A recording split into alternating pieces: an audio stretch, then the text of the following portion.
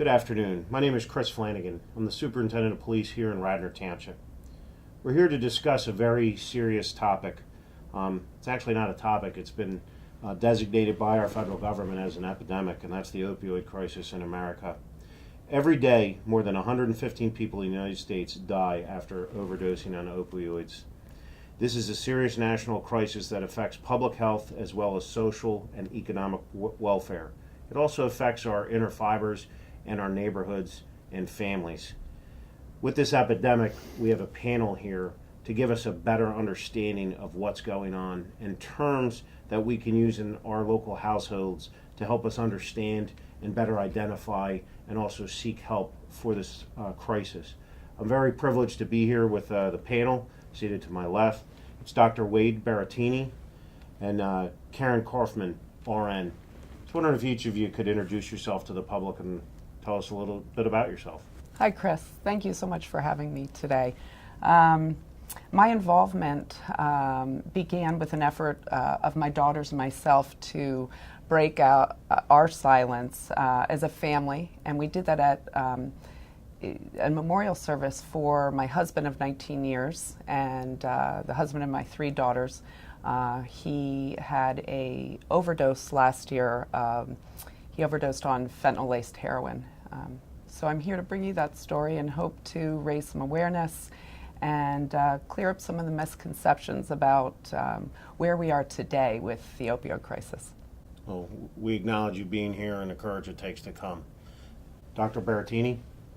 So I'm a physician scientist at the University of Pennsylvania. I have studied opioid addiction for the last 3 decades. I'm going to draw your attention, Dr. Berrettini, to you and Karen actually made a presentation in Washington because this topic is so important Yes. across the country. What I was hoping to do is share this experience in Washington that you shared with the group there. But there's a couple things when I watched your presentation that I found to be very interesting, something that triggered my thoughts. And you used the term brain disease along with heroin. So I wanted to see if you could talk to us about that. Long-term care seemed to be that this isn't a short-living problem. And also you talked about the drug or addiction can create a memory that is hard to ever remove from a person who gets potentially addicted to opioids or heroin. So I was wondering if you could tell us a little bit about your presentation and those particular topics. Certainly, Chris. First, it might be helpful for us to define what we mean by an opioid, because many people have misconceptions, such as the idea that cocaine is an opioid. Opioids are drugs, medications, that act in the bodies in a manner similar to morphine, which is the prototype opioid. And there are many opioids FDA approved for the treatment of moderate to severe pain. And these include such compounds as OxyContin, Vicodin, morphine itself, and fentanyl. These compounds are very useful to treat moderate to severe acute pain, such as the pain that someone might experience in the first day or two after an operation. Opioids have become a major source of addiction in our society over the past several decades.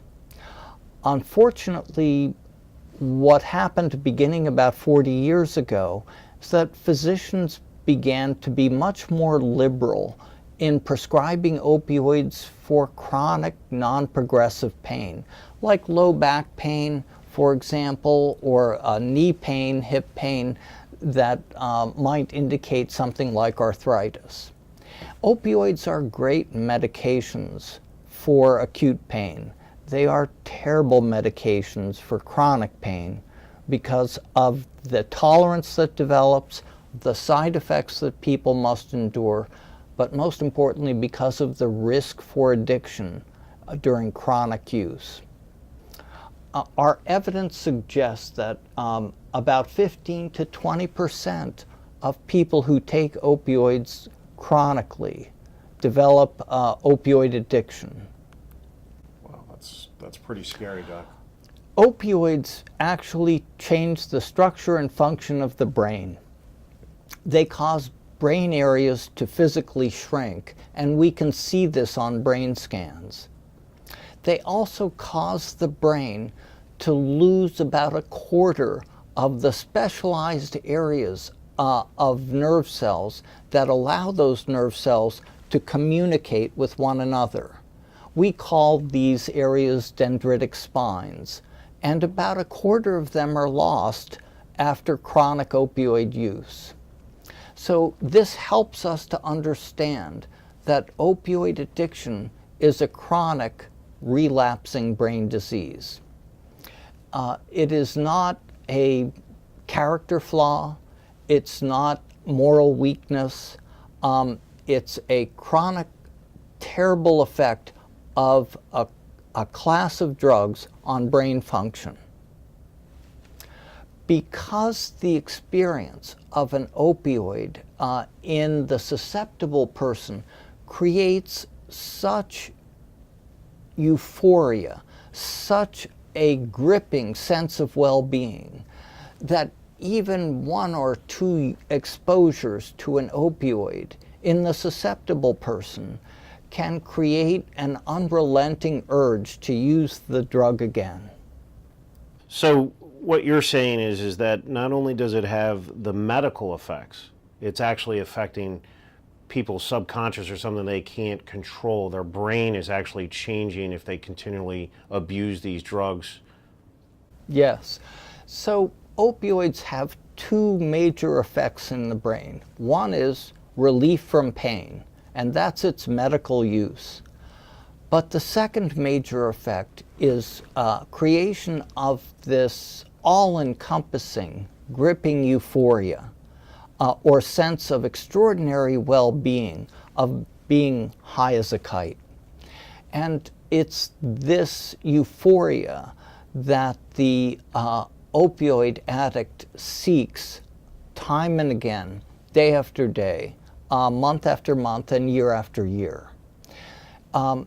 Once in place, opioid addiction is terribly hard. It's a terribly hard illness from which to recover, because people hold in their persona this seeking of the wonderful euphoria that they used to experience every time they took the drug. In this manner, the opioid addict struggles daily with using an opioid several times a day to get to that euphoric place, to get to that cloud 9. And so the opioid addict will typically resolve every year, sometimes several times a year, to quit the habit, and they are transiently successful for a few weeks to a few months. But then they get exposure to a cue. A cue can be a person, place, or thing previously associated with opioid use, and that can create craving, that nearly irresistible urge to use again. And so relapse often follows following exposure to a cue. So I think that's a very important point, that even with best intentions and even some of the strongest people or family members we may know, that they could be successful for a month, but one cue, one activation of that past time could, even with the best intentions and the strongest will, could be sucked right back into that chain of re-abusing either legal drugs or illegal drugs. Yes. Unfortunately, there's a third effect of opioids in the brain, which is the cause of death in opioid overdose. Opioids have the effect to produce respiratory depression. That is, there's a specialized area of the brain which stimulates us to breathe, particularly when we're asleep or otherwise unconscious. This specialized area of the brain responds to rising levels of carbon dioxide in our bloodstream. These nerves then stimulate us to breathe when that level of carbon dioxide rises. These same neurons are put to sleep by opioids. And so the person in the presence of an opioid overdose simply has no drive to breathe, and they die from lack of oxygen. We in medicine call this respiratory depression. It's the cause of death in opioid overdoses. And this is where first responders and now families fortunately have access to naloxone or Narcan as the street to help counteract that type of situation? Exactly, Chris.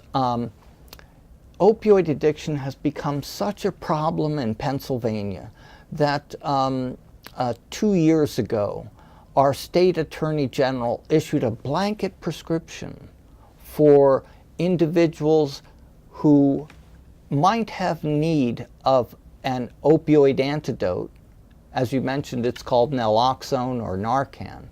That individual can go to a pharmacy without a prescription and pay for doses of Narcan, which can be administered either intramuscularly in an EpiPen type technology, or the Narcan naloxone can be administered intranasally. Both are effective in immediately reversing an opioid overdose when a person might be close to death. Okay, and I think that's important information for our audience to be aware, to make sure that if they have a loved one or something, that they're aware of these opportunities. Resources would be a hospital, pharmacy, and a public safety center such as a police department or ambulance service to find out information how you could reverse in an emergency those effects. Clearly we don't want that to happen, but if it's going to happen, we want to be able to countermand it as much as possible until proper care can be given. I think what we're going to do, Doctor, is I want to hear what we're doing to fix it, and I think your description and putting it in basic terms has been very helpful for myself personally, and I'm sure for our viewing audience. I do think sometimes people in our area have assumptions or pictures of where drug overdoses may occur or what type of person it happens to, and I think we're going to jump to Karen or other panelists and just say, is this a problem that just happens in inner cities, on a highway? Does it really happen around here? Karen, could you tell me your position on this?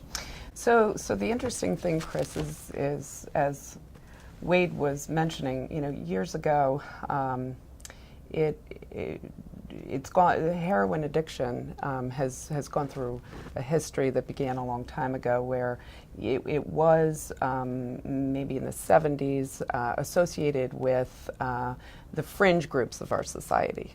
And it was more of a fringe drug.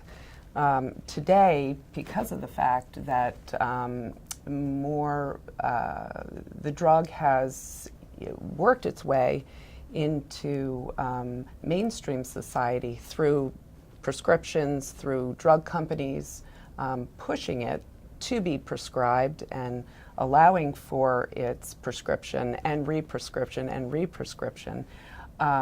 So what we've seen now is so many more people in the mainstream society, in all walks of society, that have become addicted.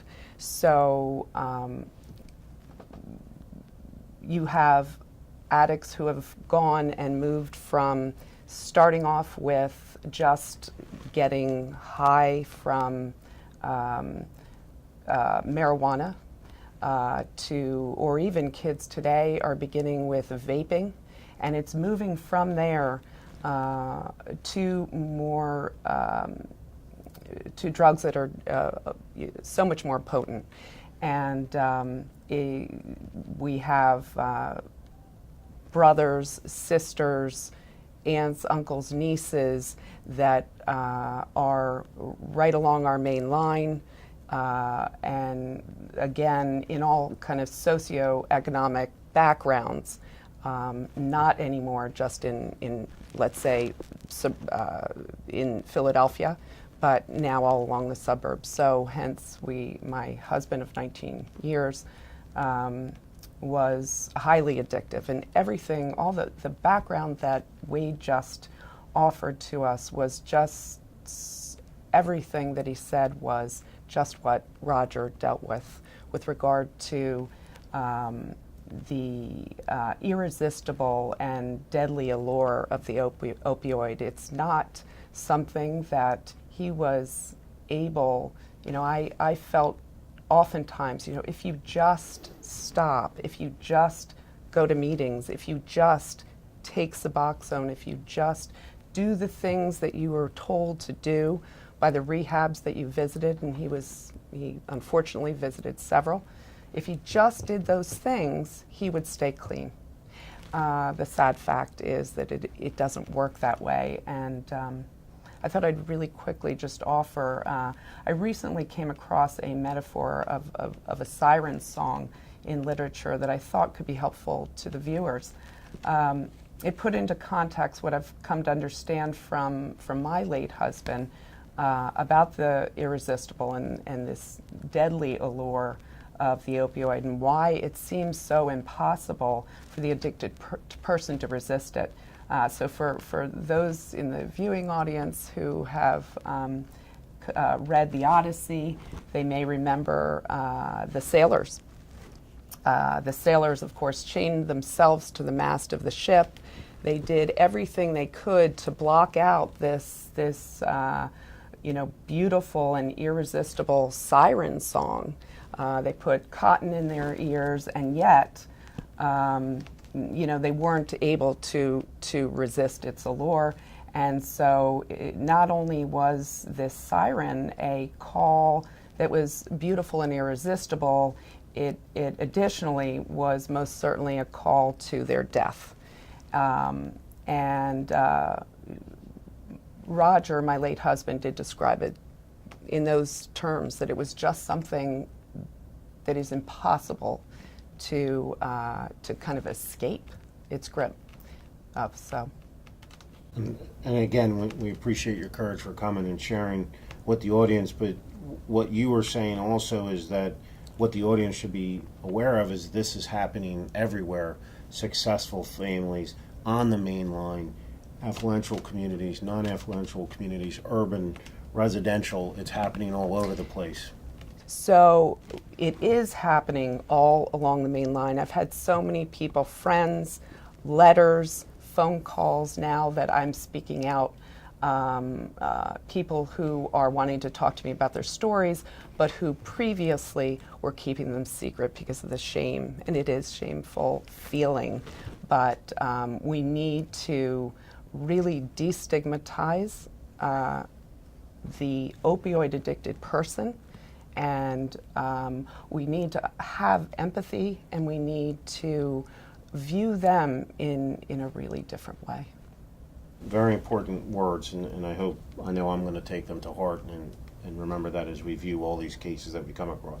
According to the National Institute on Drug Abuse, about 80% of the people who use heroin for the first time misuse prescription opioids in the beginning. Yep. And that was also the reference I made at the beginning.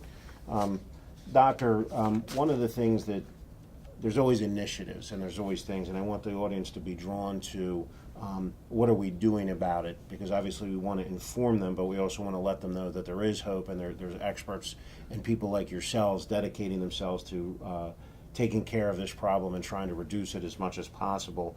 But one of the things that the National Institute had put is the 5-step process that the federal government has acknowledged. And number 4 was providing support for cutting-edge research on pain, addiction, and also making an understanding of the epidemic better through our public health system. And I know you're engaged in that. I was wondering if you could tell us what we can do about it and what you are directly involved in on trying to help us solve this epidemic. From the National Institutes of Health, a 5-year grant to help us create a clinical and genetic fingerprint of the person at high risk for developing opioid addiction if that person is given prescription opioids for an extended period of time.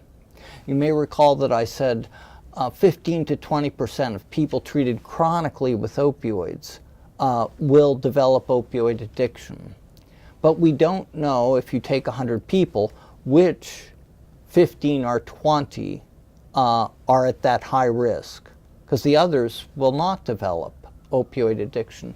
So our grant with Geisinger in northeastern Pennsylvania is an attempt to use DNA technology and their electronic health records to understand what are the clinical and genetic risk factors for high risk for opioid addiction given exposure to prescription opioids for chronic pain. So that's our project with Geisinger. Now, I do want to say a few words about stigma. As Karen mentioned, stigma makes the addict ashamed and prevents the addict from seeking treatment. And treatment works. Optimal outcomes for opioid addiction are achieved over long-term counseling coupled with medications that can prevent craving. There are several medications that are available through prescription for the opioid addicted person. We know that in conjunction with counseling, maybe 60% of people who start in treatment and stay in treatment will get clean and stay clean. So the treatment works, but we must do a better job of reducing stigma and providing the treatment to those who need it. We need to increase the availability of these treatments across all areas of our nation, but particularly in Pennsylvania, which is among the top 10 states in deaths due to opioid overdose. For example, in Montgomery County in 2015, 25 people per 100,000 residents died from an opioid overdose. We have to do something. And I think for our audience to understand is that we've identified this issue. We've identified some key things, maybe some misconception by educating them. Karen's helped us identify that it's happening everywhere, and we need to understand it and not mask it by calling it something that it's not. And that because it is an epidemic, it's okay to admit it. It's okay for families to come out forward, seek help, seek professional guidance. There's several different public and private partnerships that are working very diligently to reduce the deaths, if not eliminate them, but to greatly try and get a hold of this and to move forward as a community in dealing with this. And I think past history from where we had school fires, that we've reduced greatly the type of injuries, if any, anymore. DUIs, crack cocaine, we thought would be uncontrollable. We were able to get a control of that. And I'm seeing from people like you so dedicated to doing that, letting our audience know that even though this is a horrible time and a very insurmountable mountain, it seems in totality, we know it's not going to be easy. You even used the word long term, that it's going to take a while, but there is hope. Yes, it is important to remember that the opioid addict's memory of the euphoria conveyed by the drug persists in the mind of the addict for decades. And that memory, which is so gripping, creates a long-term risk for relapse. That's why treatment must be long-term. A person must continue the counseling and the medication for years in order to reduce risk for relapse. Very, very, very important. Very important. Karen, any closing thoughts on this? Yeah, just to elaborate on that. Additionally, I did find a quote by Frank Kafka, who wrote about the silencing of the sirens. It goes like this: "Now the sirens have a still more fatal weapon than their song, namely their silence. And though admittedly such a thing never has happened, it is still conceivable that someone might possibly have escaped from their singing. But from their silence, certainly never. And so while Kafka was talking, of course, about the siren song, I think it so much is a metaphor for the battle and the struggle and the unbelievable, unimaginable to someone who is not an addict, unimaginable allure that they're dealing with regard to addiction to heroin on a minute-to-minute basis. It's not just day to day. It's not just every hour. Very oftentimes it's minute to minute. This is some pretty powerful stuff and very, very important, and I appreciate the panel bringing it forward. As the audience takes in this information, I think we've broken it down, we've talked about it. Sometimes we use buzzwords and statistics, and the government likes to do that a lot, but I think we all acknowledge that anybody who's gone through this, a family that's been through a tragedy or whatever else, that you remember that there are people out there diligently working on this problem, people who care. Abilities to receive services are greatly enhanced. You should not be driven by your social status, the stigma of what it means to have a drug addiction, and that you come forward and seek help, because as the doctor stated, there are many new things that have come up. There's many new identifications of drugs that can help, counseling and other procedures that are constantly developing and changing. So even if you had a bad story one time, it has really changed, and there's so many people, again, in the public, private world and the municipal, city, state world that are doing everything they can to address this issue. You have to acknowledge the problem and go to professionals, whatever that may be to you, and seek their help, because there is a chance that this problem can be beaten, and you cannot give up. We want to let you know that the Radnor Township Police Department, the state, the county are all there for you. We have professionals like the panelists to my left who have dedicated their lives to getting this message out and doing research to attempt to solve and mitigate this problem.